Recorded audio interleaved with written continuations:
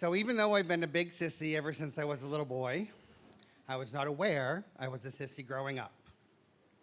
It's 1976, I'm 13 years old, and I'm in 8th grade, along with my older brother, who stayed back a year in junior high. My parents have moved us 5 kids from a large town in northern Vermont to an even smaller one in southern Vermont, where my father has taken on the position of a high school principal. We have moved into the smallest town, population 875. That's when the name calling began. You see, no one had ever been cruel to me and called me names before. Don't get me wrong, my brothers and sisters picked on me all the time, but absolutely nobody had ever called me a sissy or a fag, let alone a faggot.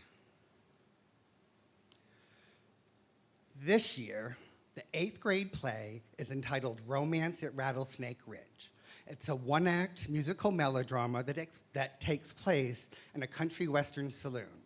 There's roles for 5 girls and 5 boys.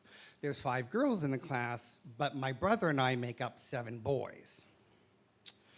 It was bad enough that I was overlooked for the lead male role, but when my brother, who cannot act, was given the role of the villain who ties the heroine to the railroad tracks, I was outraged.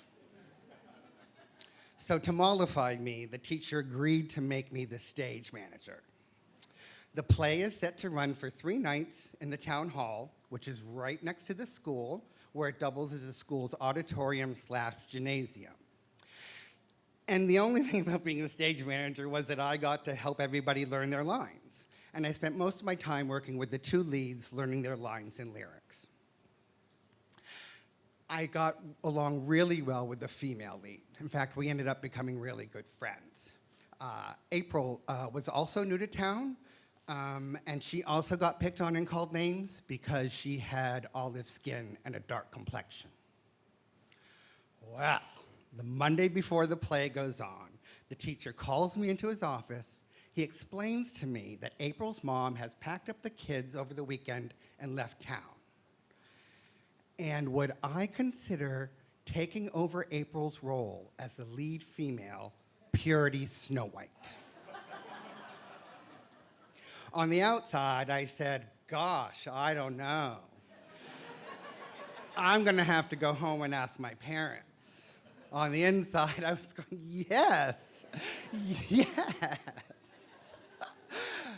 And so I went home that night and I told my parents what the teacher said and what he asked. And I was really surprised when my father said, I have only one question for you. Is it something you really want to do? And I said, yes. He said, all right then. Your mother and I will help you learn your lines. So I went back to school the next day. I told the principal, all right, I'll play the part. But I absolutely refused to change my voice in any way to sound more like a girl. I had no idea.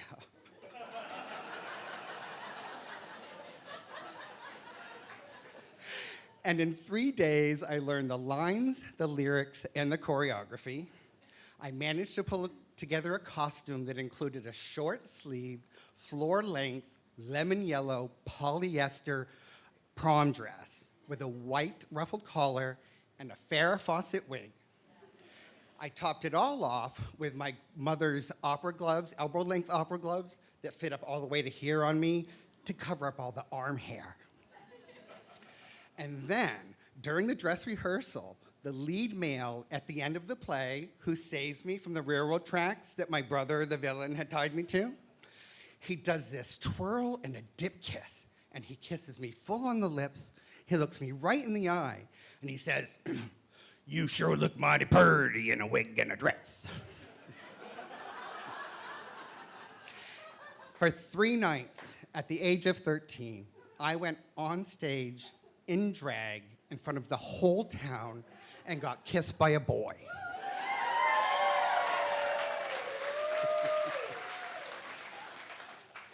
The play opens with the piano playing and me silently sweeping the barroom floor. And then when I burst into song, there are gasps all across the audience. And every night my parents sat in the audience, and each night when somebody eventually turned to my father and said, who is that? My father said proudly, that's my son.